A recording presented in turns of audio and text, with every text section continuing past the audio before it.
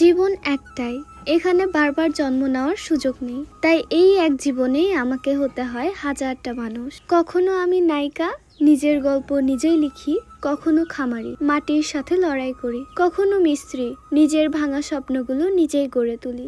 আর হ্যাঁ, কখনো আমি রাঁধুনি, পরিবারের হাসির কারণ হই।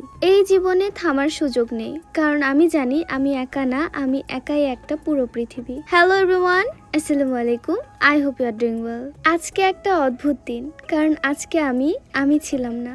আজকে আমি আমার মা হয়ে গিয়েছিলাম। মা অসুস্থ, জ্বর এসেছে। যে মানুষটা প্রতিদিন আমাদের জন্য লড়াই করে, আজ সেই মানুষটাই দুর্বল হয়ে শুয়ে আছে। জানেন, মা হওয়া এত সহজ না। চাইলেই কেউ মায়ের মতো হতে পারে না, কারণ মা মানে শুধু একটা সম্পর্ক না, মা মানে একটা শক্তি, একটা অনুভূতি, যেটা আমরা কেউ কোনোদিন পুরোটা বুঝতে পারবো না। তবুও আজকে চেষ্টা করেছি মায়ের জায়গায় দাঁড়ানোর। সবার আগে রান্না বসালাম মাটির সেই দোআঁশলা চুলায়। আগুনের তাপে হাত পুড়ছিল, ধোঁয়ায় চোখ জ্বলছিল, কিন্তু তখন মনে হচ্ছিল মা প্রতিদিন এসব সহ্য করে, কখনো কিছু বলে না। গ্যাসের চুলায় রান্না সহজ, কিন্তু মাটির চুলার রান্নার যে কষ্ট, সেই কষ্টের মাঝেই লুকিয়ে থাকে ভালোবাসা। আজকে বুঝলাম, মা শুধু রান্না করে না, মা তার ভালোবাসা আমাদের খাওয়ায়। আমি জানি আমি মায়ের মতো হতে পারবো না, কখনোই না, কিন্তু একটা জিনিস বুঝেছি, চেষ্টা করলে অনেক কিছুই সম্ভব। শুরুর দিকটা কঠিন, মনে হয় আমি পারবো না, কিন্তু ধীরে ধীরে যখন আপনি নিজেই করতে শিখে যান, সেই খুশিটা,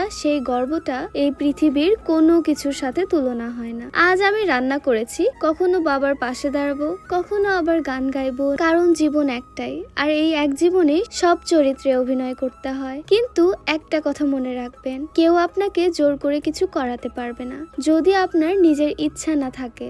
ইচ্ছা শক্তি, এই একটা জিনিসই মানুষকে বদলে দেয়। আজকে আমি যা করছি তা বাধ্য হয়ে নয়, নিজের ইচ্ছা থেকে করছি। আর আজকে আমি শুধু একটা কাজ করিনি, আমি আমার মাকে একটু বুঝতে শিখেছি।